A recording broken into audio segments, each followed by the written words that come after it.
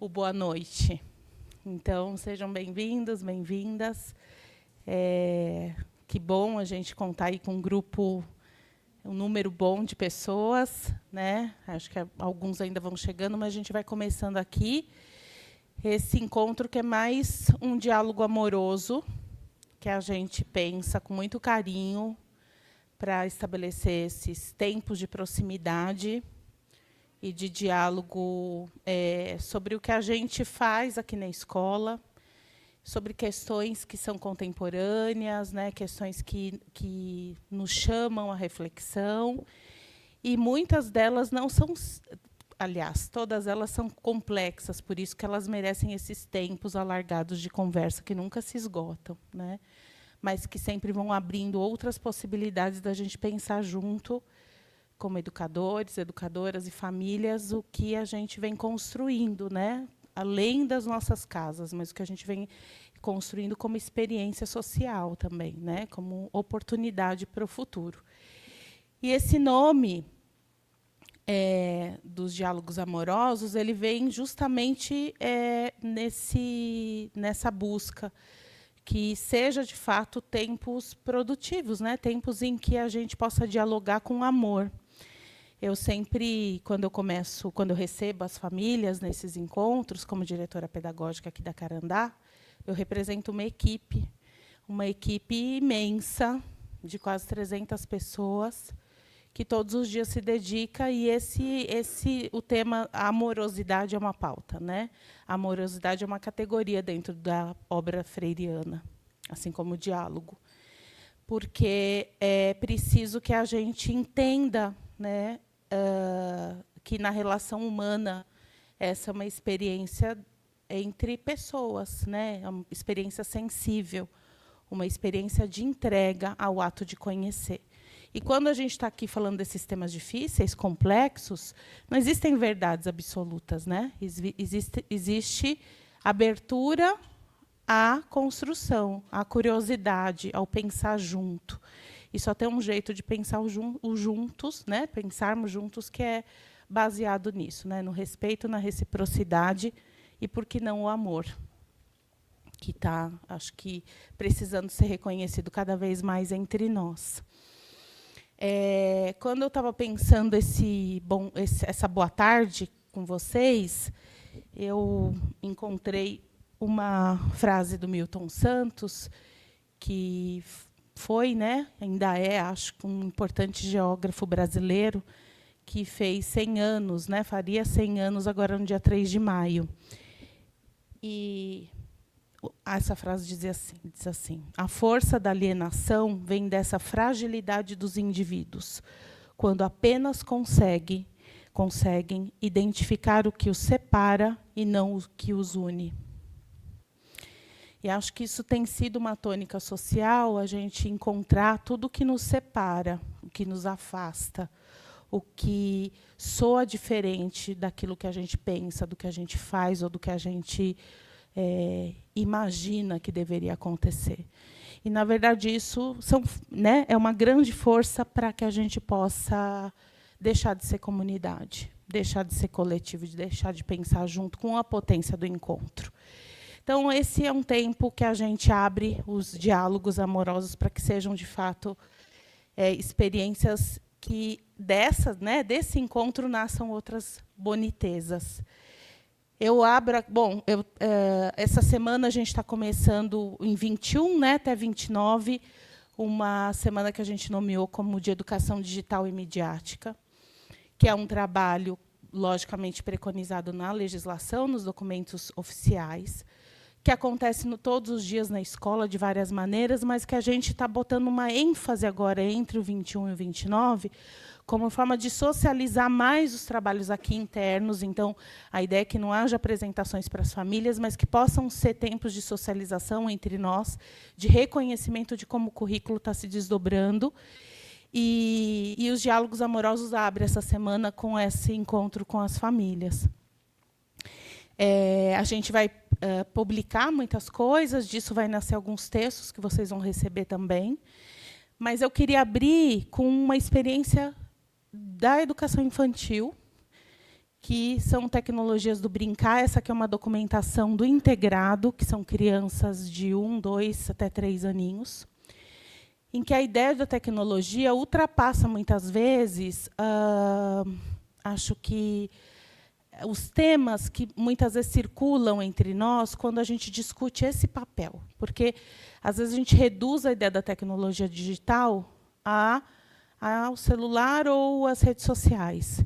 Enquanto pensar o mundo da tecnologia educacional é pensar linguagem. Porque hoje a gente se expressa, a gente constrói nossa identidade, a gente molda o pensamento, a gente se pauta pelas tecnologias. Então, elas deixaram de ser ferramenta para se tornarem linguagens. Assim como a arte é linguagem, assim como o corpo é linguagem, assim como a matemática é linguagem. Por isso, já não existe mais o que pertence ao que não pertence ao mundo da tecnologia digital, e a gente, de fato, sabe que a gente está entrando, inaugurando uma outra relação com o conhecimento. Nós seremos pessoas que vamos viver essa mudança, né, nas nossas casas, nossos fazeres diários, nossas práticas. Então, aqui tem algumas imagens em que a tecnologia permitiu a ampliação da experiência da aprendizagem. Quando, por exemplo, a gente usa um dispositivo que consegue ampliar, trazer um espaço em que essas crianças podem interagir, diferente do que estaria se a gente não tivesse essa projeção. Quando a gente amplia objetos, quando a gente permite, seja ampliação para grandes modelos ou para pequenos, quando a gente amplia ali miniaturas e eles conseguem ver particularidades, quando isso vira experiência de interação, de oralidade, oralização, tudo isso são campos de experiência em que as tecnologias digitais permitem a ampliação da condição de conhecer o mundo.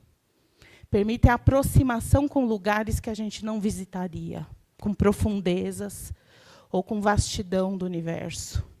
Então, falar sobre tecnologia da educação é muito mais do que a discussão da rede social, né? Quando a gente fala da tecnologia com crianças pequenas, nós não estamos falando sobre conectar as crianças na internet. Estamos falando do que essas linguagens, estou substituindo ferramentas por linguagens, o que essas linguagens permitem para a ampliação do alcance da imaginação e da própria construção de conhecimento, né? E aí eu fiz questão de começar hoje aqui, antes de passar para a Dai, porque eu acho que é esse o lugar. Como é que os nossos filhos estão aprendendo aqui na escola a conhecer por meio da tecnologia. E aí passo o microfone para a Daiana, com muito orgulho e alegria, para que ela possa falar sobre esse trabalho. Bem-vinda. Obrigada, Lígia. Boa noite, pessoal. Tudo bem com vocês? É um prazer enorme estar aqui hoje falando com vocês nesse diálogo amoroso, né? Onde vamos tratar de um assunto que está permeando bastante aí a sociedade, falar sobre tecnologia, diferenciar esse termo, o que é a tecnologia da educação, o que é a tecnologia do entretenimento. Então, eu gostaria de começar esse diálogo, né, solto assim com vocês. Digam uma palavra, né, do que vocês estão vivendo hoje, do que esse mundo tem trazido para vocês hoje. Será que tem alguém aqui que quer falar alguma palavra? Resumam numa palavra, assim, o que tem preocupado, enquanto família, enquanto mãe, enquanto pai, enquanto responsável. Digam aí. Tempo, velocidade, excesso, o que mais? Oi? Isso, exposição. Então, a gente, alcance, né? Está muito desenfreado. Então, eu espero contribuir, né, com vocês hoje. Eu espero também que vocês contribuam comigo, né, me devolvam esse diálogo, porque a gente está dialogando aqui. Tem nada de palestra, tá? A gente vai dialogar, porque é assim que a gente precisa seguir. Escola e família, sempre de mãos dadas, porque, afinal de contas, os amores da vida de vocês estão conosco todos os dias aqui na escola, e é uma grande responsabilidade para nós estarmos nesse papel de educadores dos amores da vida de vocês, né? Então, vamos começar falando sobre educação digital e midiática. A partir de 2026, nós temos um documento normativo, que a educação digital e midiática ela é obrigatória em todas as escolas do Brasil.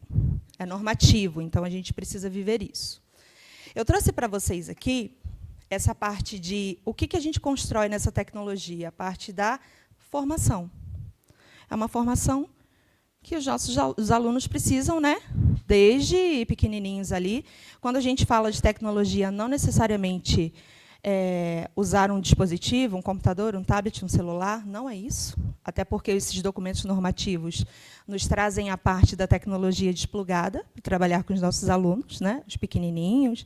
Então, essa adoção de tecnologia dentro da escola ela é progressiva, de acordo com a faixa etária de cada aluno, de cada série. Então, dentro da BNCC, da computação, que é a Base Nacional Comum Curricular, é um documento obrigatório do Ministério da Educação, que a gente precisa trabalhar dentro da escola. Temos esses 3 eixos principais, que é o eixo do pensamento computacional, mundo digital e cultura digital. Pensamento computacional, quando se fala essa palavra, automaticamente eu acredito que se imagina algo frio, né? Computacional, vem de computador, vem de dispositivo, não exatamente isso. Dentro do eixo de pensamento computacional, a gente trabalha a lógica, a gente trabalha algoritmo. Então, é diferente, né, de trabalhar somente com essa máquina ou não com essa máquina. Então, a gente constrói raciocínio lógico para resolver problemas. Os alunos eles aprendem, com o pensamento computacional, a quebrar um problema em partes. Suposição, eles vão brincar de amarelinha. Então, eles precisam aprender que, para chegar lá no céu da amarelinha, eles vão precisar fazer aquela sequenciação de passos até chegar lá no céu da amarelinha. Então, é mais ou menos isso que a gente constrói dentro desses saberes do pensamento computacional. No mundo digital, que eles começam a entrar um pouco mais velhos, né, ali nos anos iniciais, que é o F1, Fundamental 1, eles começam a perceber e a conhecer os dispositivos, o que é um tablet, o que é um teclado, o que é um mouse, né, os dispositivos periféricos. Eles começam a aprender o que essa máquina pode fazer e pode realizar no dia a dia. Ferramentas, no geral, eles começam a ter esse conhecimento.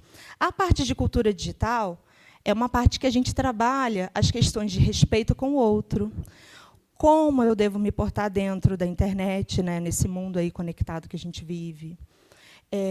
Vem a parte do cyberbullying, que a gente trabalha bastante, vem a parte da cyberempatia, que é um termo muito utilizado por um estudioso da área, que é Pierre Levy, que ele fala bastante da cyberempatia, porque quando uma criança ela começa a ter noção desse mundo de internet, elas precisam saber e entender que elas não estão lidando ali com avatares, né?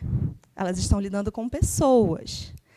E acaba que, se elas não têm esse letramento correto, né, que tem uma pessoa ali, de repente, num chat do Teams, digamos assim, os maiorzinhos, a partir do 4º ano, que começam a utilizar para tarefas de casa, enfim, eles precisam entender que eles estão ali lidando com pessoas, e não com bonecos, não com avatares, porque a sensação de que se dá com um dispositivo na mão, um celular, um tablet, é como se a pessoa que estivesse lá do outro lado não fosse uma pessoa, fosse uma máquina, talvez.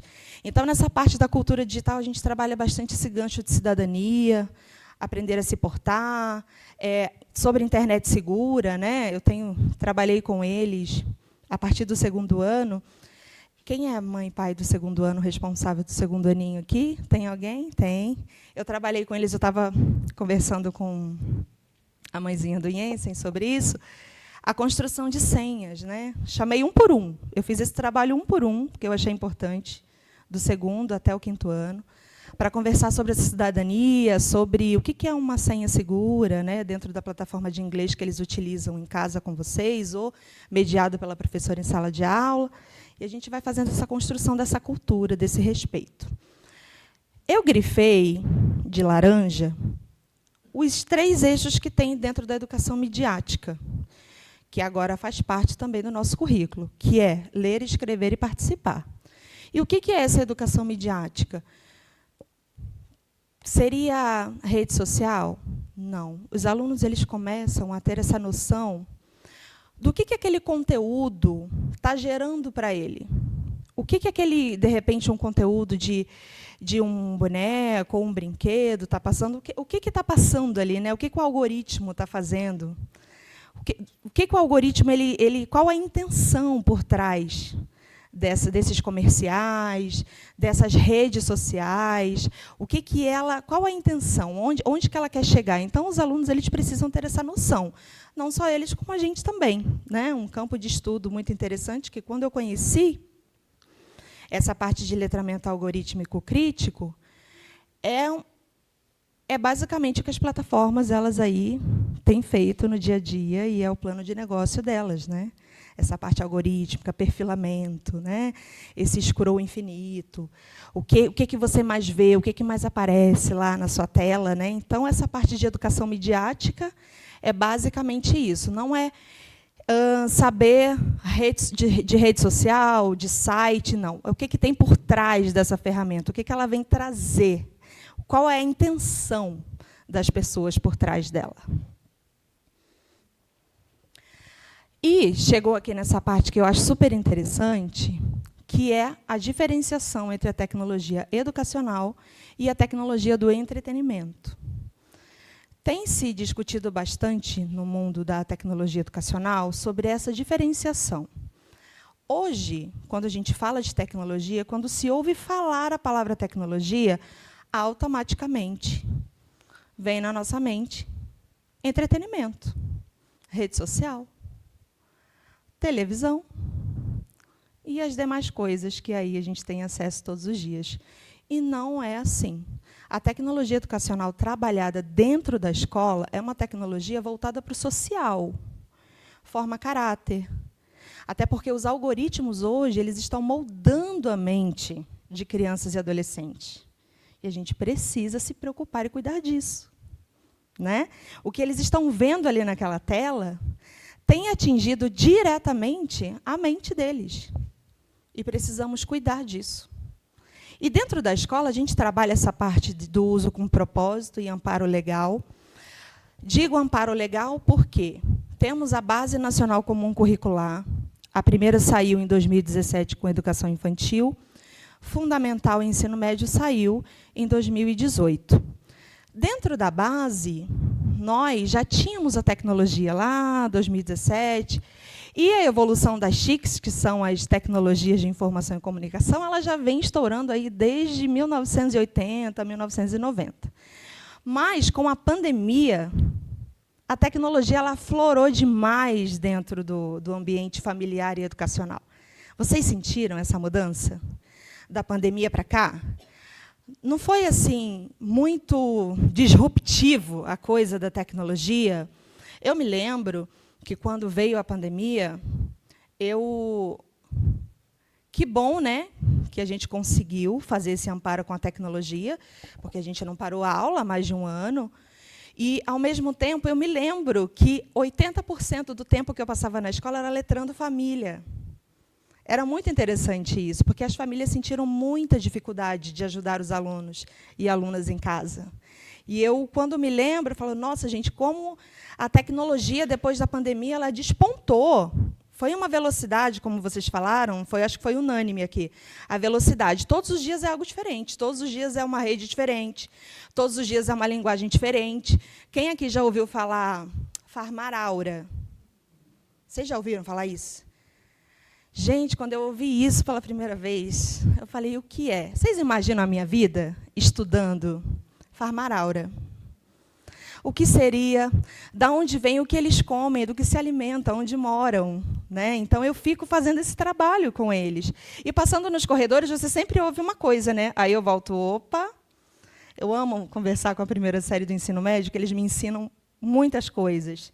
Tem a parte do beta, né, que tem uma conotação que a gente precisa ficar de olho também, que é quando você está passando por uma fase beta e não sabe muito das coisas, então, até você chegar na fase alfa, né, é super interessante essa linguagem.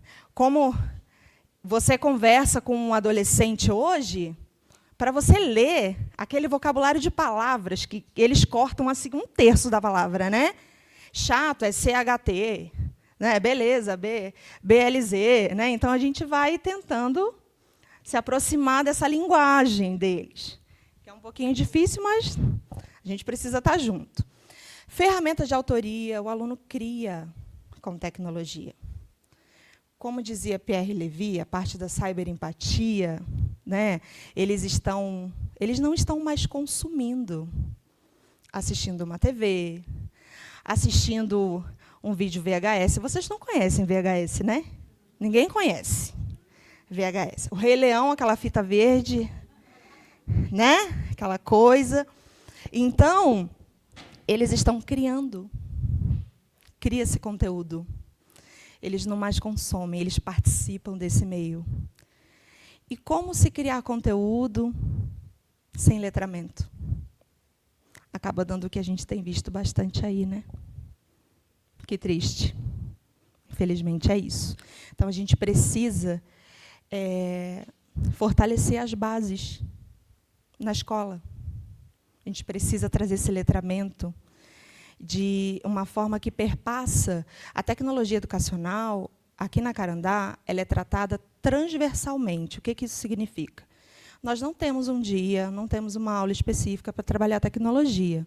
Nós trabalhamos a tecnologia de forma transversal. A tecnologia aqui ela atravessa todas as disciplinas. Então, dentro do semanário do professor, do plano de ensino, tem sempre ali algo ligado à tecnologia, de acordo com esses documentos de amparo legal que nós temos. Então, tem pensamento computacional, uma sequenciação lá de números que o aluno precisa aprender. Tem resolução de problema, que eles precisam pensar, estimular. Como que eu vou resolver isso? Preciso quebrar em partes, primeiro eu faço isso, depois eu faço aquilo. Principalmente em leitura também, que tem aquela primeira leitura que você passa o olho, depois você tem que voltar para entender um pouco melhor. Tem a parte do mundo digital, que eles precisam, né, de forma progressiva, claro, dentro da faixa etária, aprender a lidar com um documento Word, uma planilha, né, fazer lá os cálculos. Então, essa parte de cultura digital, que é super importante, que nós estamos vivendo hoje, essa cultura de respeito, ela tem sido trabalhada firmemente aqui dentro da Carandá com eles. Tá? E o que me deixa feliz é que todas as conversas que eu tenho tido com os alunos, faz pouquinho tempo que nós fizemos algumas oficinas sobre o ECA Digital, principalmente, nós conversamos. Eu comecei a falar sobre o ECA Digital no 5º ano, foi bem legal. E o que eles trazem, eu fico, às vezes, assim, falei, nossa, eles têm muita consciência, tá? Eles têm consciência de como se portar na internet, eles têm consciência do que é um algoritmo, como que o algoritmo trabalha, eles têm a consciência dos acessos que eles têm em jogos. Então, essa conversa flui. E é muito bacana esse papo, que eu vou fazendo esse filtro, né? E o meu papel ali é o quê? Educar, é letrar. Você está fazendo isso, o que você não está fazendo? Papai e a mamãe sabem? Sua família sabe? Vamos, né? Vamos pensar aqui. Vamos construir esse pensamento junto. Então, a gente tem feito bastante isso aqui. Tem a parte do ambiente mediado, porque a tecnologia educacional, quando é trabalhada dentro da escola, ela tem essa parte de intencionalidade. Qual é a intencionalidade dessa tecnologia que a gente está trabalhando? Não é uma ideia simples e fácil. Vou pegar uma tecnologia e vou implementar dentro da escola. Não é assim. Essa tecnologia ela passa por uma curadoria muito séria. Uma curadoria pedagógica, uma curadoria de faixa etária, uma curadoria de qual é o objetivo que o professor, onde ele quer chegar com essa utilização da tecnologia. Então, isso se faz aqui e nas escolas, né? E o tempo estruturado. Tem um tempo, tem uma aula. O professor ele decide utilizar aquela tecnologia com aquele objetivo naquele tempo determinado. Acabou o tempo determinado, guardamos os dispositivos, ou durante algumas aulas não é necessário a utilização de dispositivo, que a gente trabalha de forma desplugada, dependendo do que o professor quer trabalhar no dia e na aula dele. E agora eu cheguei na parte do entretenimento, o uso comercial da atenção. Isso preocupa vocês? Será que, quando a gente fala do uso comercial da atenção, a gente precisa se preocupar apenas com as crianças e adolescentes? A gente precisa se preocupar com a gente também. Porque essa economia da atenção, ela está lançada em tudo que você acessa. Desde a ferramenta do WhatsApp, agora tem uma nova inteligência artificial que a Meta implantou lá, e ela vai implantando e não pergunta se a gente quer utilizar ou se não quer utilizar. E essa falta de letramento, assim como a inteligência artificial surgiu no nosso meio como uma bomba atômica, eu acho que hoje a gente já não está passando mais por aquele frisson da inteligência artificial, que logo quando ela surgiu, o que eu mais ouvia era magia, mágica, e ela faz. E eu me debrucei em cima desses estudos, me especializei um pouco mais nesses estudos de inteligência artificial, conversei com o ensino médio sobre essa parte algorítmica, e eles se chocam quando eu digo a eles assim: vocês sabiam que a inteligência artificial ela não é humana e nem artificial? E eles ficam: nossa, mas como assim? Não é. São ferramentas alimentadas por quem? Seres humanos enviesados. Cada um de nós aqui dentro do Madalena Freire convivemos com os nossos vieses. Não é verdade? Então, quando você consulta essa plataforma de inteligência artificial, primeira coisa que eu falo com eles: não utilize ferramentas de inteligência artificial como ferramenta de busca. Vocês precisam fazer a curadoria de tudo isso que vocês têm utilizado. E eles ficam assim. E eu vejo nas carinhas, e a gente vai aprofundando o assunto, e eles: mas como assim? É assim. Aí começa a se falar lá da introdução, que a inteligência artificial não tem nada de nova, ela vem desde 1950, começando com Alan Turing, depois ela veio lá, o nome inteligência artificial veio ser cunhado em 1956, por um matemático histórico. Então, eles falam: mas como assim inteligência artificial tem 70 anos? Eu falei: tem, gente.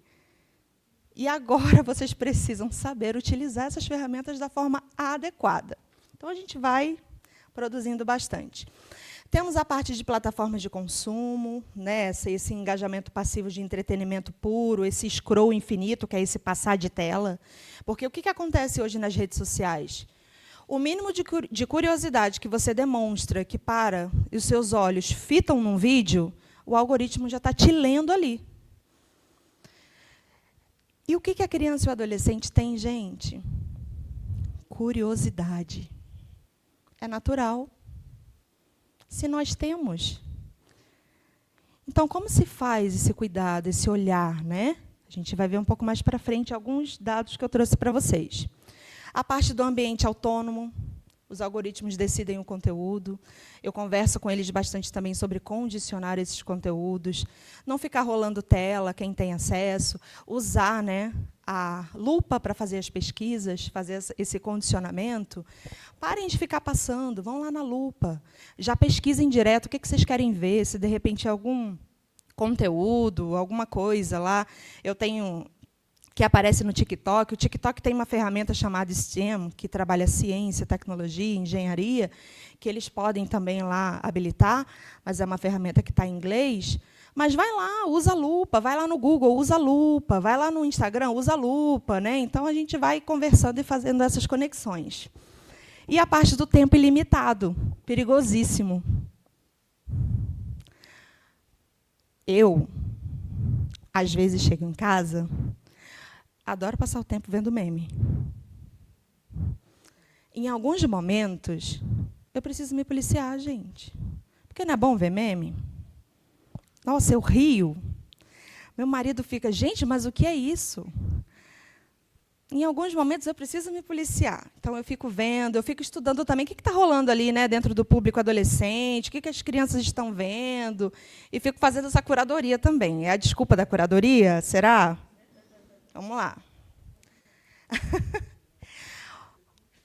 As coisas mudam no devagar depressa dos tempos. Vocês concordam? Guimarães Rosa. Mudou muito, né?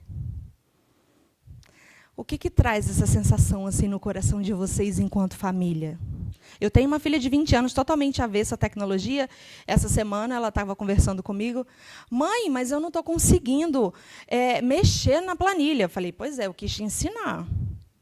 Você nunca gostou, agora ela está correndo atrás do prejuízo, mas com um cunho de trabalho, de estudo. Eu tenho a Isa também de 10. A Isa está no 4º ano. Eu preciso me policiar muito com a Isa. Porque nessa minha vida de tecnologia, ela não tem celular e eu também não tenho intenção de dar celular. Né? Ela está aqui na escola e, às vezes, ela conversa comigo, mãe, mas... E aí, tem um celular lá em casa que fica guardado, né? Ele foi trocado em algum momento da minha vida, e ela fica... Às vezes, ela pega e ela joga alguns joguinhos do Google, que tem, né, no Google. Mãe, mas eu posso ficar para mim? Não. Mas por quê? Filha, você não tem responsabilidade, você ainda não tem, ó, essa partezinha do cérebro formada. Então, calma. Na escola... Eu estou aqui na escola, junto com ela. Mas ela me perguntou assim, se você não estivesse na escola, eu iria usar o telefone da escola para saber como você está. Porque lá você está sendo cuidada, você está sendo amparada. Se você precisar de alguma coisa, imediatamente a equipe da escola vai me comunicar. Então, eu fico fazendo, né, essa educação com ela também, letramento. Ela tem um tablet que ela usa em casa, ela acessa o Canva para educação, ela faz algumas coisas no Canva, e é tudo monitorado. Tudo que ela quer baixar lá no tablet dela, eu preciso saber, eu preciso colocar uma senha. Será que pode? Será que não pode? Aí tem a parte do livre, que eu preciso colocar a senha. E ela me pergunta, mãe, mas está livre, por que você precisa colocar a senha? Eu preciso explicar, está vendo esse anúncio aqui? Passa vários anúncios, que a gente precisa ficar atento também para eles. Anúncios de coisas assim, surreais, de bet, de qualquer coisa que você possa imaginar. Passa ali. E a gente precisa ficar atento com isso.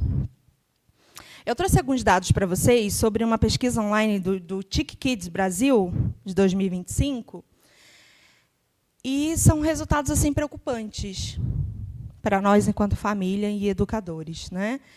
28% dos adolescentes de 9 a 17 anos entrevistados, eles começam a utilizar a internet antes dos 6 anos de idade. Em 2026, era 10%. 2016. Em menos de uma década, quase triplicou. Não é assustador isso? Calma que vem mais. Calma que vem mais. O celular é o dispositivo, várias vezes ao dia. 96% disseram que usam o celular como o dispositivo principal, porque é o computador que veio parar no bolso. Né? O que um celular com acesso à internet hoje, um smartphone, tem poder de acessar? 74% acessam a internet várias vezes ao dia. Várias vezes ao dia. Por isso, essa conversa. É o celular que mora no bolso, no quarto, na escola e na hora de dormir. Daí vem a dúvida. Mas na escola foi proibido, mas eles trazem. Alguns trazem. E a gente vai lá e fala da lei, né? A territorialização da lei, e vai e fala. Alguns escorregam. E a gente precisa letrar. A gente precisa educar. As famílias precisam ficar atentas, as famílias precisam também conversar sobre, dialogar. De 9 a 17 anos. 9 a 17 anos. 99% entre 15 e 17 tem perfil em rede social. 85% entre 9 e 17 já tem perfil em ao menos uma das redes.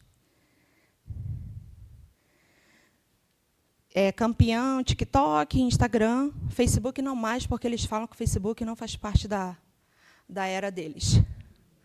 Né? Não faz mais parte. E não pode mais falar cringe, tá? Essa palavra também está ultrapassada. Não existe mais no vocabulário. Facebook, quem tem é gente, sabe? São pessoas da época nasceu em 1910. É tipo isso.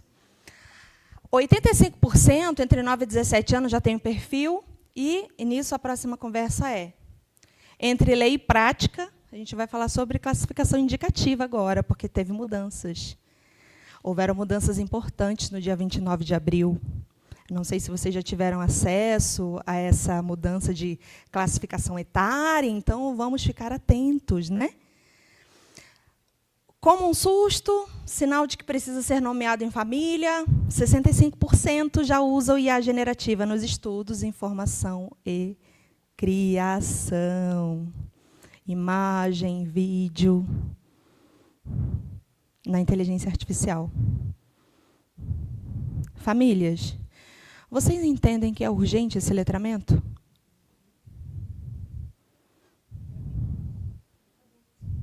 Dos adultos também. Porque a inteligência artificial hoje, ela já ultrapassou barreiras, tá? Ela já está na universidade, ela já está nas escolas, ela já está no ambiente de trabalho. Está aqui. E o que a gente precisa fazer? Educar. Ter atenção. Eu fico pensando assim nessa mudança toda e quando, de repente, quando eu entro numa aula para falar com eles sobre a inteligência artificial, sobre tudo isso que culmina, tudo isso que está por trás, todo o viés, todo o algoritmo que trabalha, e a gente precisa ficar batendo nessa tecla várias vezes, porque eles também não têm o cérebro formado. O freio aqui, ó, esse freio de emoção, de medo, que a gente, às vezes, fala, nossa, mas como assim? Eu já te expliquei, eu já falei. Não tem, não está formado. É vital isso. Pode falar.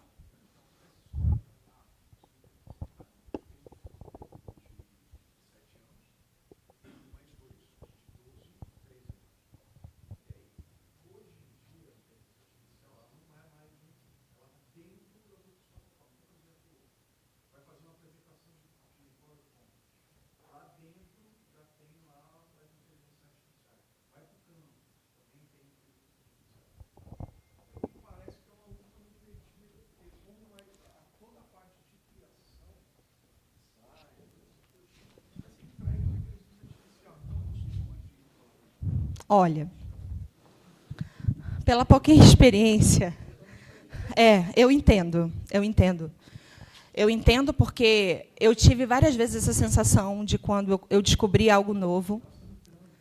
Já estão dentro. E a nossa saída é educar, é letrar. A gente precisa se informar, a gente precisa ir atrás de material que fale sobre.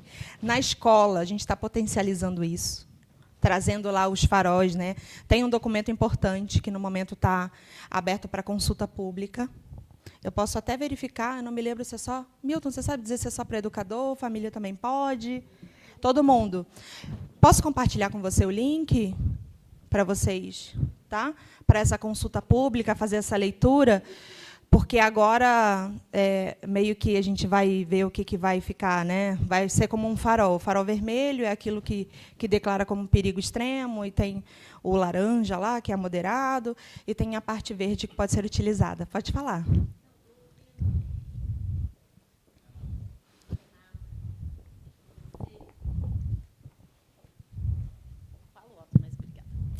Ouvindo o Renato, você falando assim, e tudo que a gente tem também nas nossas empresas, nas nossas vidas, falando sobre compartilho, acho que é uma luta perdida e tudo, mas eu tenho muito ouvido, assim, esses dias mesmo, numa conversa com uma neurocientista, com uma filósofa e tal, que estavam falando sobre isso, de que o melhor uso da IA será feito por quem sabia fazer o que a IA fazia antes. Então, essa pessoa vai ganhar muita produtividade e saberá fazer isso.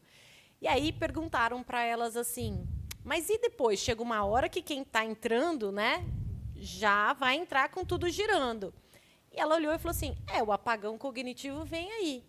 Talvez uma hora a gente precisa, tipo, quase como uma certeza de que o cérebro, a neurocientista que falava, o cérebro funciona de um jeito que, se você não usa, ele apaga. E citou como exemplo o Waze, né? Que a gente sabia um monte de caminho, não sabe mais. A agenda do telefone, que a gente decorava um monte de telefone, não decora mais. Porque é assim que funciona a estrutura do cérebro. Parou de usar, ele perde aquela habilidade. Ele não precisa, vai embora. Então, isso me assustou um pouco. E ela falava assim que talvez, no futuro, porque daí ficou muito desanimadora, ela falou, olha, para não desanimar muito, talvez, no futuro, a gente tenha que pensar de criar, e aí nas bases educacionais, o pensamento analógico. Então, humano. Assim, humano. E, assim, esquece esse negócio. Ela não deu certeza, obviamente, era uma discussão filosófica, mas, assim, talvez nunca tenha sido tão importante o pensamento analógico na educação infantil, entre os adolescentes, porque, senão, é isso aí. Se eles já entrarem, né, para o processo educacional usando essas ferramentas todas, nem se forma a base do conhecimento. E aí é nisso, assim, que eu sei que o uso da Carandá, pelo menos até onde a gente esteve agora, é bem moderado de tecnologia, até perto de outras escolas. Mas eu me arrepio da ponta do pé até o fio de cabelo quando fala assim, vamos usar uma plataforma aqui para estudar, pesquisa. Eu sei que é do mundo, mas, ao mesmo tempo, eu acho que vai prejudicar essa formação do pensamento analógico. Sim. Desculpa se eu falei demais.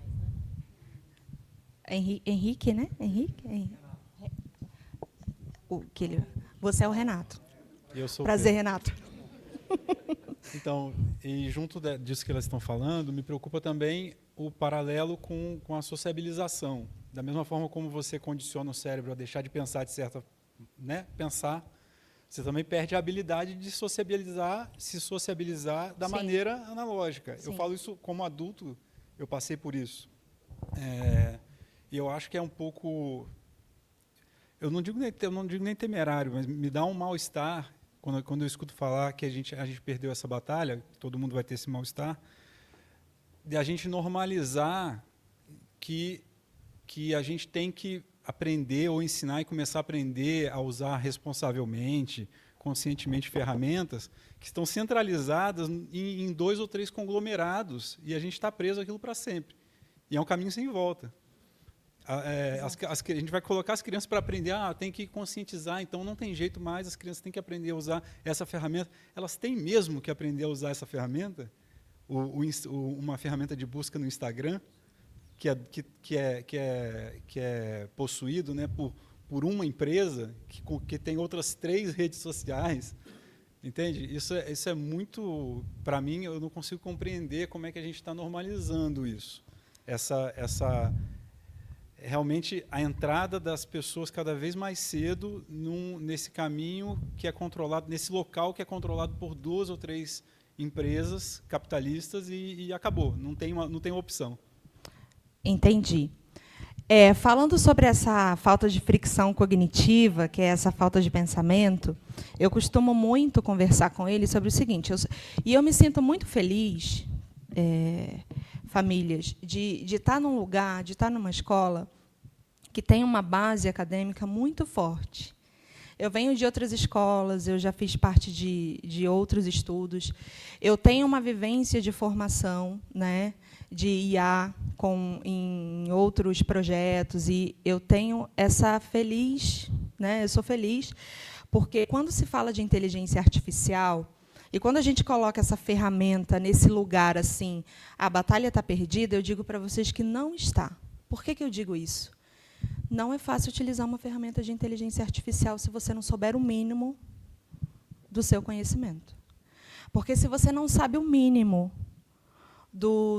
daquilo que você aprendeu, daquilo que você construiu, na tua base de formação, você não vai conseguir extrair um bom resultado dessa ferramenta. Por que você não vai? Porque você não vai conseguir analisar criticamente o resultado que ela vai te entregar. Em algum momento, esse resultado vai esbarrar numa pessoa que conhece e que vai dar muito ruim. Então, quando você constrói, por isso que esse letramento é importante. E vejam bem, o letramento ele não é o reforço, o letramento é porque essa já está aí. Ela já está aí, em várias ferramentas, ela está no trabalho, né? Hoje, do trabalho, a gente já está vendo ali, o meu marido ele trabalha numa empresa, e, semana retrasada, ele começou a estudar IA junto comigo, fazer alguns trabalhos com IA, mas a empresa dele já adotou um sistema de inteligência artificial.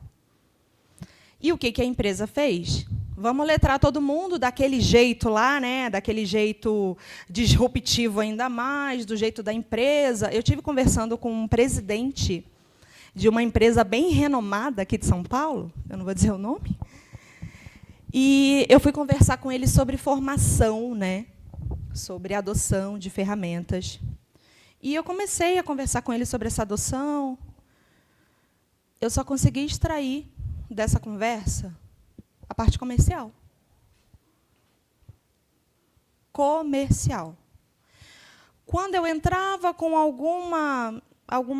algo voltado para a pedagogia, para o entendimento, como que você usa de forma crítica, que ferramenta é essa, o que ela pode fazer, o que ela pode te entregar, não existe isso no vocabulário deles.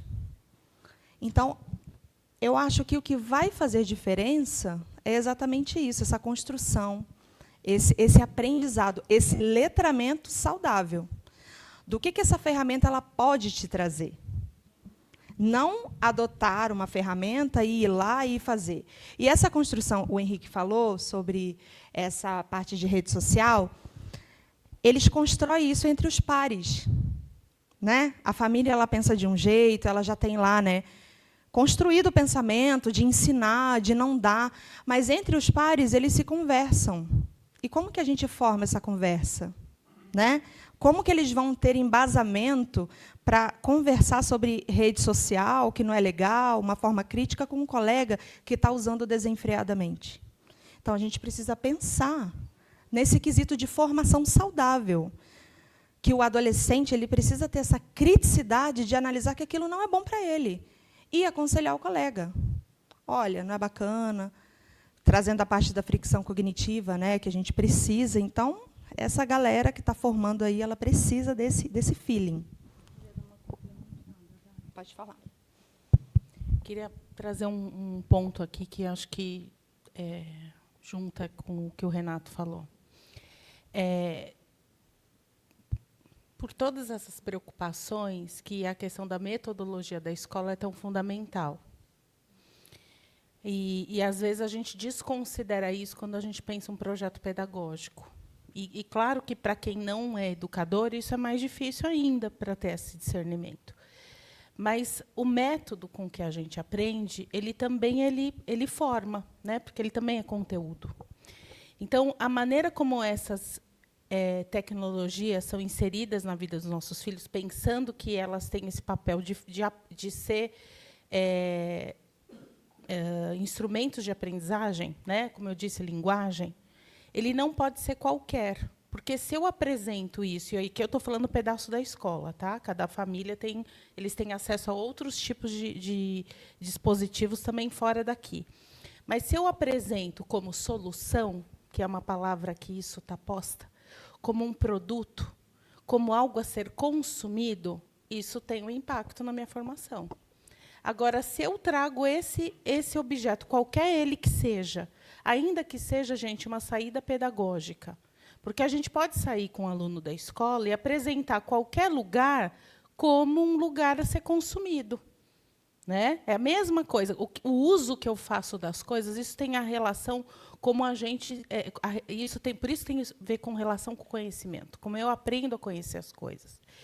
Nós estamos numa escola que tem um compromisso com a construção do pensamento crítico. Por isso que tem temas aqui dentro que a gente que trabalha aqui, a gente fica super feliz de poder falar. Porque tem outras escolas em que algumas coisas não podem ser ditas. Infelizmente, assim ainda é. Né?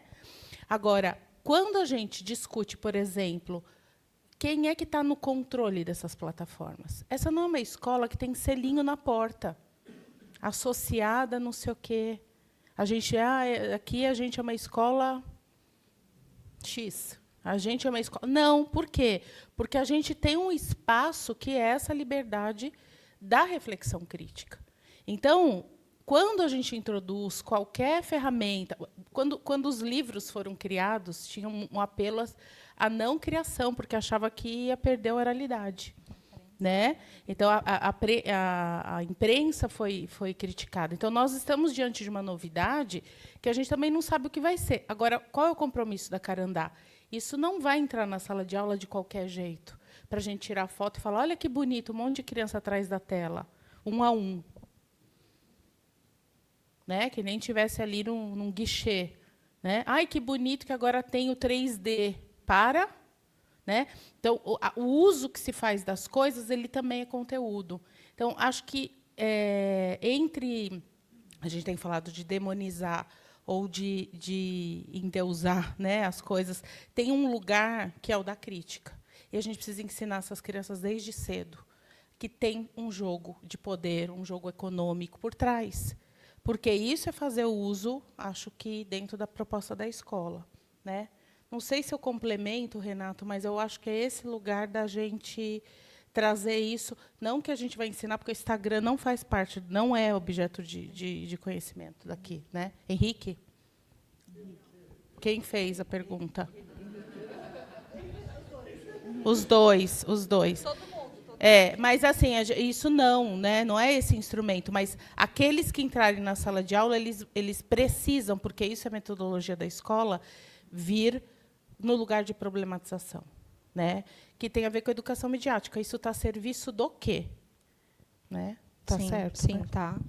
Corretíssimo, diretora.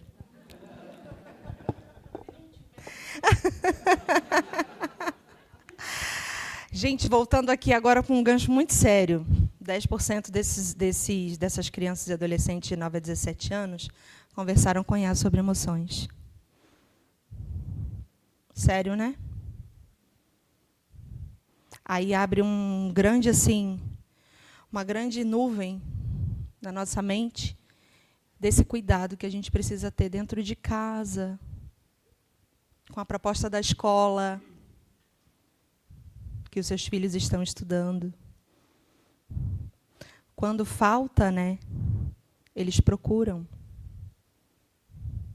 É difícil isso. Como cuidado emocional com uma máquina? Eles precisam saber que isso é, né?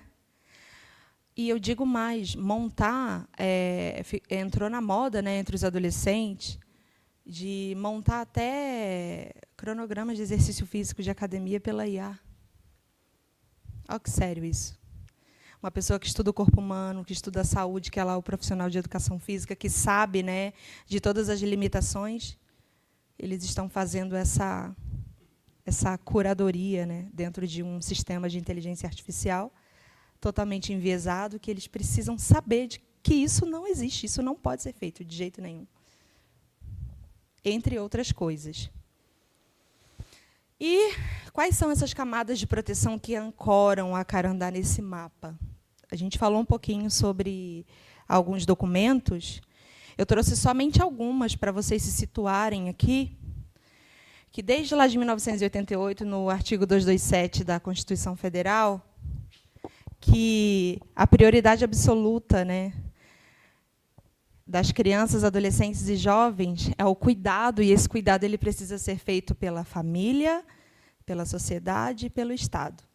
Quando a gente vê essa linha do tempo, aí vem o ECA, que é o Estatuto da Criança e do Adolescente, em 1990, que já fala tudo isso, e muito mais, porque é um documento super extenso sobre esse cuidado, essa atenção, essa obrigação de cuidado que nós temos com crianças, adolescentes e jovens. Temos a BNCC, lá de 2017, que já trazia a competência geral de número 5, que fala da cultura digital, mas é como se algo não tivesse sido trabalhado da maneira que deveria ter sido, algo que não se falava tanto, né, dessa cultura digital. Mas essa competência geral já está lá escrita, desde sempre. E antes da BNCC da computação de 2022, que foi quando ela foi lá promulgada, e que nós tivemos 4 anos para nos adequarmos ao que ela traz como normativa nas escolas, toda disciplina já possuía sua tecnologia de alguma forma, mas ela não era nomeada, ela não era estudada da forma crítica que deveria ter sido. E hoje, com essa disrupção, né, depois da pandemia, entendeu-se que a gente precisa realmente ocupar esses espaços de formação dentro da escola, para que esses jovens, né, para essas crianças, adolescentes e jovens, cresçam de forma saudável, com esse conhecimento crítico.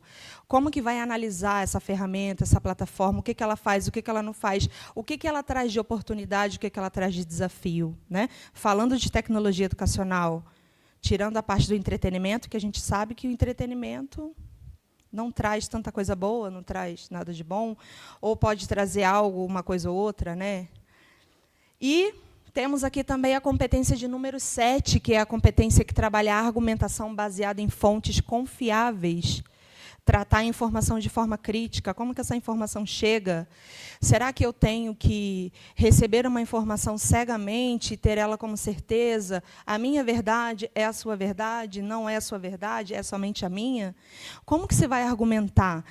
Hoje, essa competência geral de número 7, ela vem em forma de educação midiática, né? Ela ganhou assim uma importância super gigante dentro do currículo escolar agora. Essa parte de midiática, ela não quer dizer somente mídias, ela quer dizer todo o território que os alunos hoje têm acesso, que eles ocupam. Eles precisam saber qual a intenção, qual é a essência de todos esses conhecimentos que eles estão aprendendo, como argumentar sobre isso, como criticar, como que se dá essa formação em sala de aula. Sim. Ah, tá. Tem um documento agora que o Ministério da Educação lançou para, na verdade, organizar o que pode ser feito dentro do ambiente educacional, que é considerado sinal verde ali, né, aquela parte de letramento, a parte crítica, a parte de entendimento. O que é sinal vermelho, que tem a construção de provas, tem a construção de atividades, o que é sinal laranja. Eu não me recordo muito bem exatamente para te dizer, mas eu vou compartilhar o link para que vocês tenham acesso e ler. É um documento de, se eu não me engano, de 16 páginas, é uma consulta pública que vocês podem assinar também, que vai explicando tudo direitinho. Tá bom? Sim. Isso daí é no ambiente educacional. Do ambiente educacional. O que pode ser feito e o que não pode ser feito, tá? Pode? Então, por exemplo, né, quais são os limites éticos? Então, por exemplo, nenhuma escola no território brasileiro, universidade, deve usar, por exemplo, inteligência artificial para fazer qualquer tipo de classificação, avaliação de estudante, diagnóstico de habilidades, entendeu? Porque isso é um perigo de uso para algum tipo correção de teste. De prova. Ou para corrigir prova, tudo que foi substituído pelo olhar humano de avaliação. Não pode. Né? O que foi complemento de autoria e tudo mais, aí tem normas de citação, como a gente vai citar. Então, entraria lá no sinal verde. Mas o vermelho é tudo que pode ter algum tipo de julgamento a respeito de outras pessoas. Existe algum documento parecido da parte de tecnologia no entretenimento? Parâmetros, não. Não. Mas o O Brasil... ECA Digital vem para... Eu vou falar sobre isso. Ela vai falar da classificação indicativa, mas isso é o uso do IA dentro de escola básica. Tá? Educação E básica. universidade também. Como é que os pais conseguem entender, saber, descobrir se aquele conteúdo passou por inteligência artificial? Na verdade, a gente ainda está lidando do ponto de vista assim, nosso, hoje, né? Pensa só, né? Um ano atrás a gente não estaria discutindo essas questões, né? Isso tem acelerado demais. Mas ainda a gente precisa contar com a questão ética, com relação à citação. Tá? Claro que a gente aqui já tem uma percepção do que é que está vindo de tecnologia, o que é autêntico de pessoas. Por exemplo, nas universidades, os professores ainda estão dependendo muito da declaração mesmo, porque tem coisas que passam e você fica na dúvida. Né? Agora, a gente tem discutido com os estudantes aqui também como eles próprios estão pensando a normatização do uso da inteligência artificial. No caso dos mais velhos, tá? Porque existe também indicação etária de uso só a partir dos 14 anos. Né? 8º ano. Então, nós estamos também seguindo essa indicação na Carandá. Os menores não têm acesso a qualquer tipo de inteligência. A gente está usando... É da escola, mas isso já é também orientação legal. Tá? A gente não deve, não é um uso que deve ser permitido. É claro que eles têm acesso por outras vias, né? Mas a gente precisa estar alerta, porque é isso, o que a gente está permitindo acessar. Na escola, vocês têm o nosso compromisso com relação a isso. Sim. Tá? Sim. Voltando aqui, temos a Lei LGPD de 2018, que cuida ali da imagem, né? Não só de criança e adolescente, mas... Mais alguém quer perguntar? Boa noite. Boa noite. Na verdade, não era perguntar, né? Eu vi vários pontos de vista que eu achei interessante. Achei legal essa ideia que vocês falam de levar os nossos filhos para essa ideia da busca, né, nas ferramentas, que eu mesmo confesso que não sou um grande cara que uso busca no Instagram. Ficou rolando quando fico e também considero que tem que ter um policiamento nisso em casa, até porque nossos filhos escolhendo o tempo cedo, você está ali e o que ele quer é a sua atenção. Na verdade, isso é uma coisa que a gente conversa bastante em casa.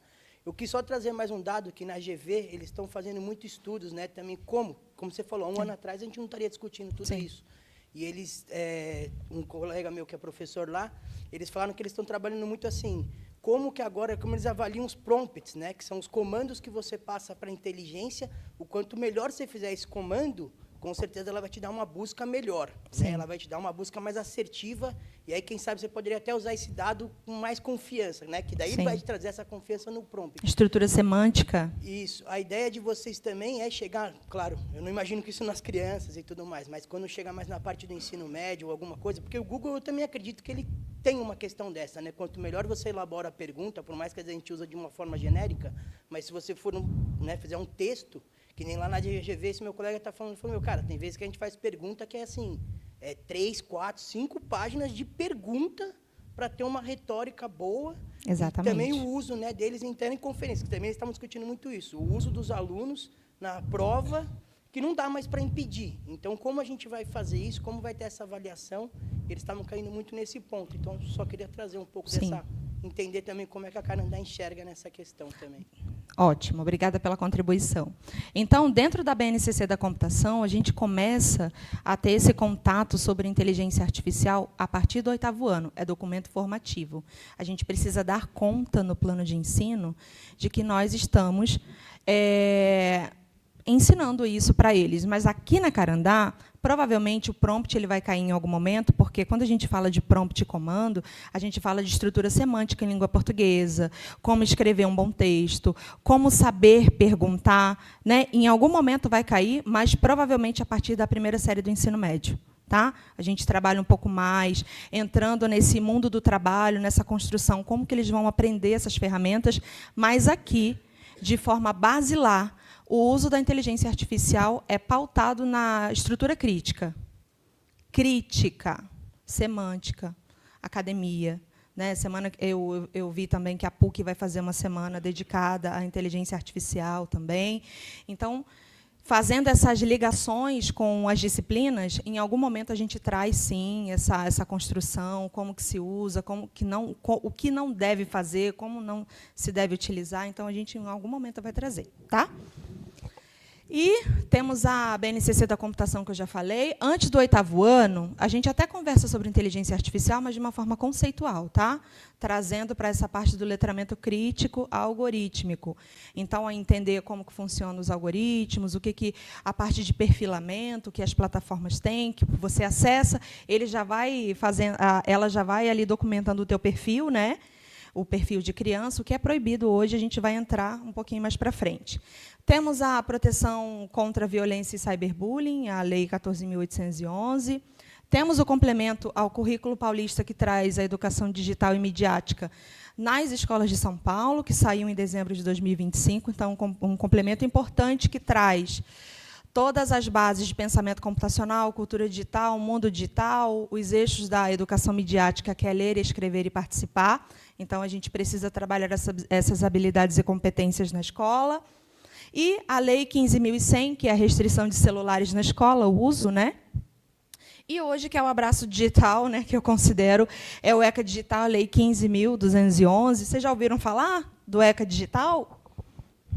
Né? Teve uma época da minha vida que eu tomava café, almoçava e jantava. ECA Digital. Então, é uma lei assim extensa, muito voltada para as plataformas, para as big techs, com responsabilidades bem consistentes, porque é fácil você falar o seguinte, na verdade era fácil, hoje não é mais, né? Hoje eles não podem mais fazer. A família precisa se preocupar, a família precisa orientar, a família precisa. Hoje não mais, hoje as plataformas têm as suas obrigações. Tá?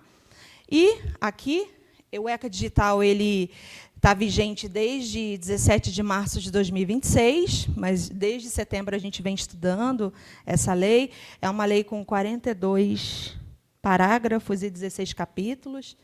Eu montei até um material do estudo dessa lei, se vocês quiserem eu posso compartilhar também. Eu montei um material bem sugestivo da lei, para vocês darem uma olhada também. E, como política nacional, a partir do dia 18 de março, se tornou política nacional, e agora o nosso trabalho é fazer a lei pegar. Tá? Pegar, tem que pegar. Eu participei de um congresso na Fiesp sobre ECA digital, então a gente falou bastante sobre esse assunto, então um assunto fresco e que a gente precisa estar com os olhos bem em cima. Então, o ECA digital, a Lei 15.211 de 2025, ela vem regulamentar, né? Ela vem tratar da exploração, violência, publicidade abusiva, adultos desconhecidos que têm a parte de chat e dados pessoais também de crianças, adolescentes e jovens, né? Essa lei ela cobre até 18 anos, de criança nasceu 18 anos, ela está ali em prol dessa educação. E aqui, a lei protege seu filho e sua filha e reconhece que você é a peça-chave dessa proteção, você enquanto família. Né? Nós, enquanto escola, ela envolve 4 atores. Estado, que precisa regulamentar, agora a gente tem a ANPD, que é a Agência Nacional de Proteção Digital, tem a família, tem a escola e tem a parte das plataformas, que é uma parte bem séria e que vem sendo aí, a ANPD ela tem feito, né? Ela tem trabalhado bastante, ela terá ainda mais trabalho, porque o ECA digital ele está valendo, mas tudo que ele trouxe ainda não está valendo como deveria estar. Então, as plataformas estão ainda se adequando, mas os valores das multas ainda estão bastante em cima delas. Então, o que as famílias precisam fazer? Eu trouxe, porque a gente precisaria de um seminário para falar. Estava falando ali com o pessoal. Que tal a gente marcar um seminário de 3 dias para a gente conversar sobre, né, tecnologia? Eu ia amar, mas a gente não consegue. Então, vincular contas de filhos até 16 anos a um responsável legal. Quando a gente fala de tecnologia, eu preciso falar e preciso educar todas as famílias de maneira geral. Daquela família que não usa a que não usa a plataforma, que não usa, e a família que usa. A gente precisa educar.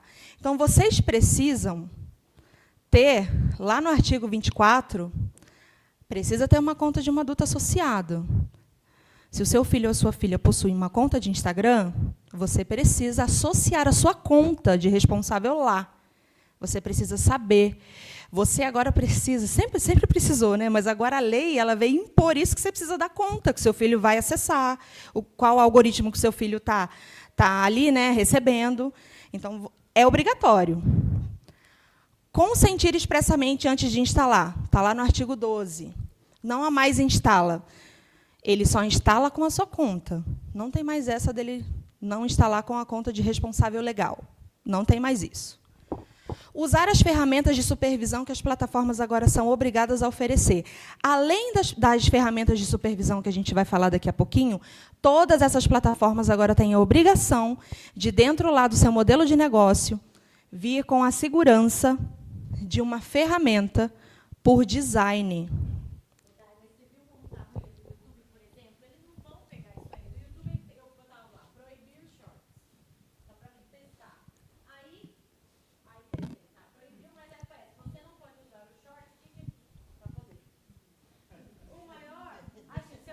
Shorts 15 minutos, acabou.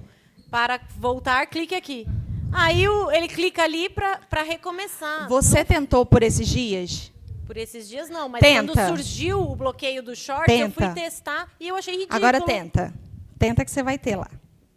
Agora o YouTube... O próprio YouTube vai bloquear? Sim, vai. Porque eu tirei, porque eu falei, vou ver se dá para testar. Testa. Eu testei e vim assim, depois você faz pode o teste. Pelo que eu li, fiz alguns estudos essa semana até para vir conversar com vocês. Essa parte algumas plataformas estão fazendo, mas tenta, faz o teste. Eu vou fazer o teste também. Inclusive, eu trouxe isso no material que eu formulei para vocês também, uma explicação, um panorama de tudo. Tá? Tem a parte, mediar conversas, orientar tempo de tela e observar conteúdos. Gente. Dai, Oi. posso fazer um parênteses Pode. aqui? Nós tivemos há pouco tempo em um evento falando sobre isso, e uma assessoria jurídica orientou muito a gente, dizendo assim, quando a Dai disse a gente tem que fazer a lei pegar, se não deu certo na plataforma, a gente precisa denunciar. Isso. Então, o Shorts, ele... clicou aqui, assiste novamente ou se libera.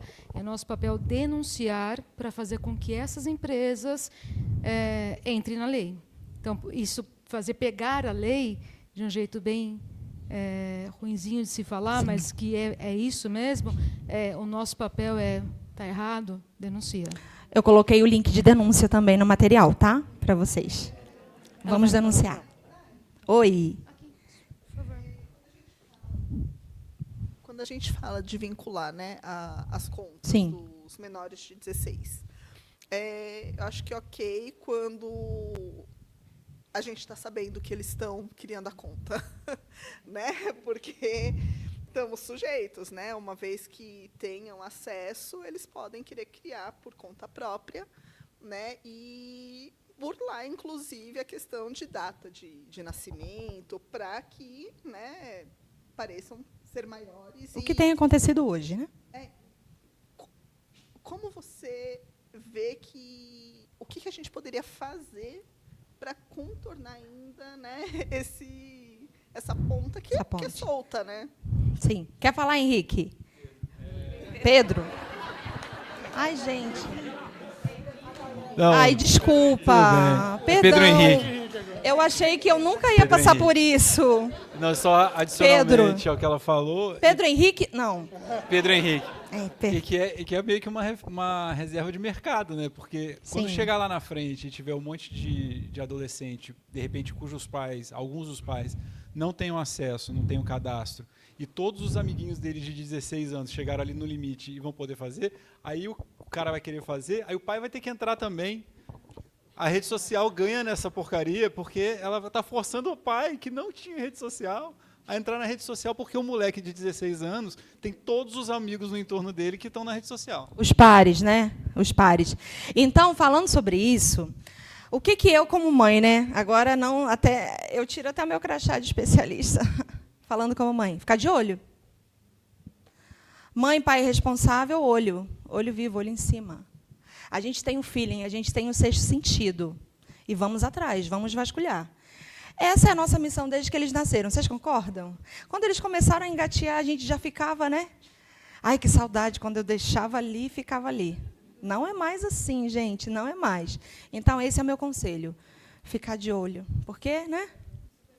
Supervisão, exatamente. Mediar a conversa, tempo de tela e conhecer o direito de pedir remoção de conteúdos nocivos, que a Cláudia falou. Coloquei lá o link da SaferNet para vocês nessa parte de denúncia também, tá? Conversar. Gente, o melhor controle parental que eu posso falar com vocês hoje é o diálogo. É o diálogo, a escuta. É isso. Nenhuma ferramenta de controle parental pode, em nenhum momento, substituir o diálogo, a conversa, né, a relação que a gente precisa ter com os nossos filhos e filhas. A partir do dia 29 de abril, lá na SECOM, né, na Secretaria de Comunicação, através do gov.org, foi, olha aqui, o WhatsApp Messenger, somente a partir de 14 anos agora. 14 mais. Atenção. 16 mais vai para o Quai. Vocês sabem o que é o Quai? É tipo um TikTok, plataforma de vídeo. Péssima. Péssima. TikTok, Instagram, LinkedIn, Pinterest. Alguém conhece o Pinterest aqui? Mais 16. T-Redes, sabe o que é? Ele é um filhote do Instagram. Não sei para que foi criado, mas está lá. Ele fica lá. Ai, gente, é Threads. É Threads. Snapchat, fica colocando aquela carinha lá de coelhinho, aquela coisa linda, aquelas maquiagens lindas. Mais 16. Para 18, X, antigo Twitter. Reddit. Vocês conhecem o Reddit? Tem tudo que não presta lá dentro do Reddit. Tem umas coisas que prestam também, né? Mas se tem mais do que não presta, melhor não. Discord. Atenção, famílias. Discord é uma plataforma altamente nociva. para criança, para adolescente. O Discord é uma plataforma que eles utilizam para conversar, criar comunidades. Atenção, alguns adolescentes utilizam essa plataforma, que não vai poder mais, que agora é mais 18, para fazer grupos de estudo, eles se conectam no videogame e ficam se ligando ali online, mas dentro dessa plataforma tem um alto índice de pornografia industrial. Estamos entre adultos aqui, não tem nenhuma criança, né? No congresso que eu fui do ECA Digital, que foi o delegado da Polícia Federal, que agora a gente tem um NICMEC. NICMEC é lá nos Estados Unidos, mas agora a gente tem o NICMEC, que é o Centro de Denúncia, que recebe essas denúncias na Polícia Federal. Nós temos agora um setor só para receber denúncia de crimes relacionados à infância e à juventude, estupros de bebês, dentro dessa plataforma. Então, a situação é mais séria do que a gente imagina que é. Então, a gente precisa ficar ligado nisso. Porque, em algum momento, o algoritmo vai mandar ele para lá. É perfilamento de conteúdo. É o modelo de negócio da plataforma. Tá? Tem a parte do Blue Sky, que é como se fosse um Twitter também. Tem o Twitch, que é uma plataforma só de vídeo, vídeos curtos, que pode gravar e postar. O Quora, esse Quora é para conteúdo acadêmico, de pessoas que se reúnem para conversar sobre academia, sobre assuntos, né? Mas onde tem adulto, tem coisas também que não tem nada a ver com conteúdo acadêmico.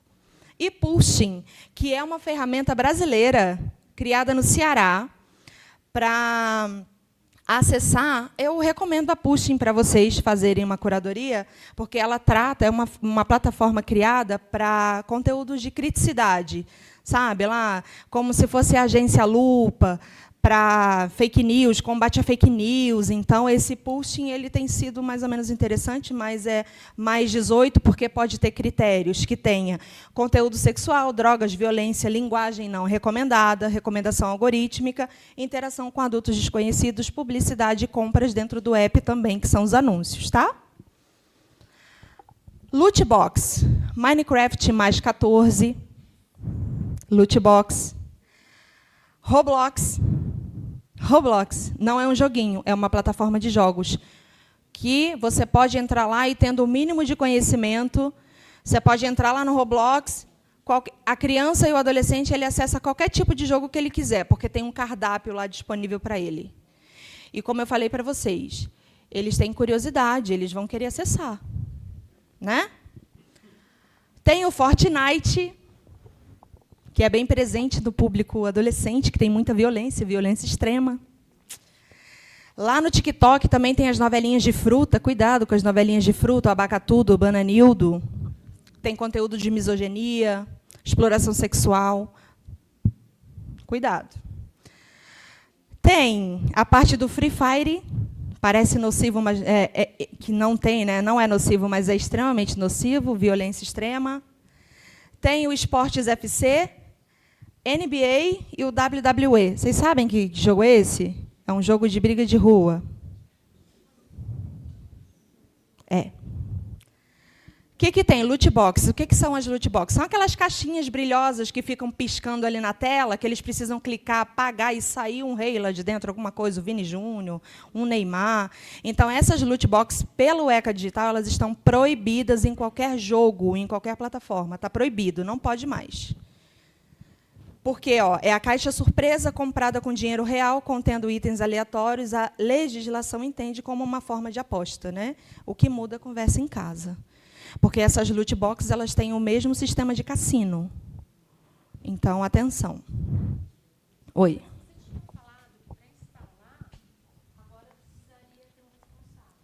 Só em rede social. WhatsApp, isso. Nesses jogos, é faixa etária.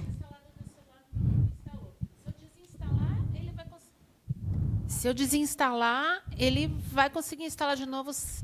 Né? Em alguns momentos, o ECA Digital está um pouco em aberto, porque ele está vendo essas caracterizações, porque hoje o adolescente ele entra numa plataforma, o que ele precisa clicar é se ele tem mais ou menos de 18 anos. E isso já é um acesso provável, o que está proibido. Porém, as plataformas ainda estão se adequando. E qual é a nossa luz no final do túnel? A ANPD, que é a Agência Nacional de Proteção Digital, que está em cima deles fazendo essa cobrança com essa fiscalização. Então, a gente precisa ficar mais atento ainda. Tá. É difícil, né? Não, difícil. Na verdade, o que eu estou pensando é que seria interessante as crianças saberem disso. Não sei se vocês Sim. vão, em algum momento, Sim. citar nominalmente. Eu estou viva ainda? Estou viva, né? Em alguns momentos. Mas lá vem você. Falei, cheguei. Vamos falar. São assim. A gente vai educando. A parte, o que aparece na tela não é neutro, que a gente já conversou sobre o algoritmo. Então, 3 perguntinhas aqui de base, né, em casa. O que aparece no teu feed quando você abre o app? Você já reparou em algo que aparece muito e te incomoda? Tendo essa conversa, por que você acha que o aplicativo te mostra isso? Então, vai fazendo esse letramento crítico algorítmico aí, tá? Posso mudar? A Carla ainda tem que falar. Eu trouxe para vocês essas 5 plataformas de controle parental, que lá no material que eu formulei tem o link de entrada, tem para vocês seguirem lá as orientações de como baixar nos dispositivos, quem, né, tem algum dispositivo relacionado. Tem o Google Family Link, tem o Screen Time, que geralmente está dentro do iPhone, tem o Microsoft Family Safety, aqui, ó, o YouTube Kids, que você falou, você vai fazer o teste também, e a busca do Google também, tá? Tem lá o controle parental, que todo o conteúdo fora da idade que você aplicar, ele vai aparecer borrado e não vai aparecer. Se aparecer alguma coisa próxima da idade, aparece borrado, e outras determinadas coisas não aparecem. Tá, né?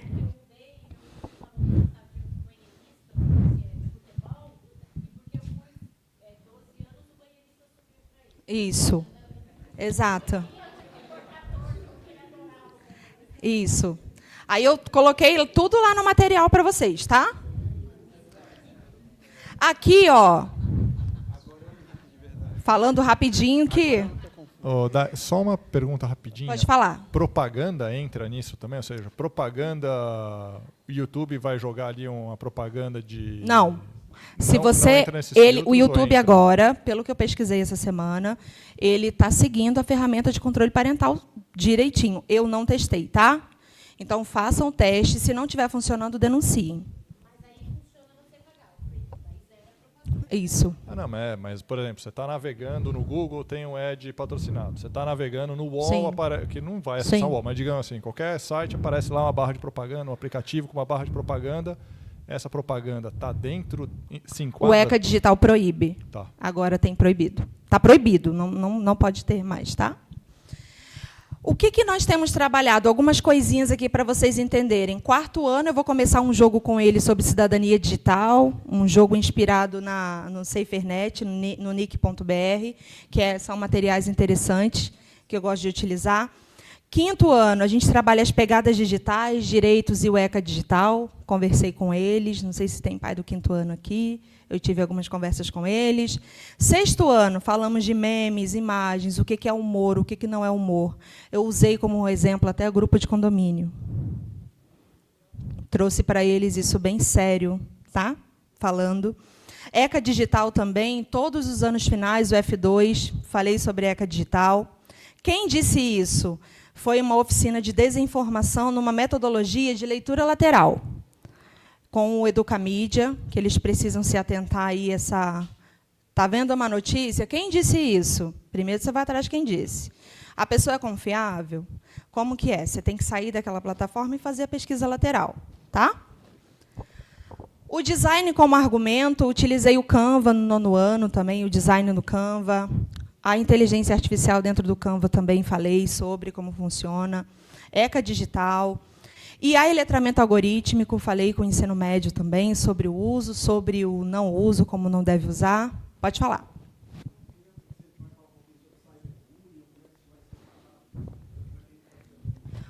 Olha, Quanto ao bullying e o cyberbullying, a gente já trabalha dentro da cultura digital.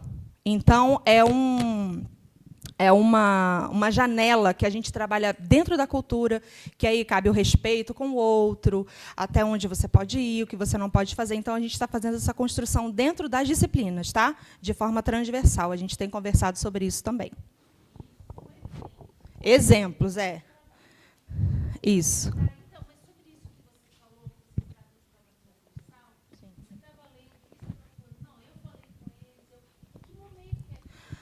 Eu falo quando a gente tem oportunidade de fazer algumas oficinas e trabalho em parceria com os professores. Inclusive, tem a professora do ensino médio, Luciana, eu estive na sala dela, ela estava tratando de algum assunto, ela falou, Dai, será que você tem como vir? Você conversa com ele sobre... Então, eu entro como esse apoio, né, dentro dessas disciplinas. Sempre alguém me chama, e quando ninguém me chama, eu falo, você não vai me chamar, não? Quero ir lá, quero fazer. Então, a gente vai. É verdade. Isso, a gente tem trabalhado bastante educação midiática dentro do currículo de OE, que eles têm uma aula, né? E o inglês também, que é o inglês, ele consegue entrar com várias leituras, várias fontes de mídia, para que eles consultem. Família e escolas alinhadas, tem a parte de imagem, né, que o ECA Digital traz como proteção, mas aqui na escola não mudou nada, porque nós temos esse termo, né, temos um termo de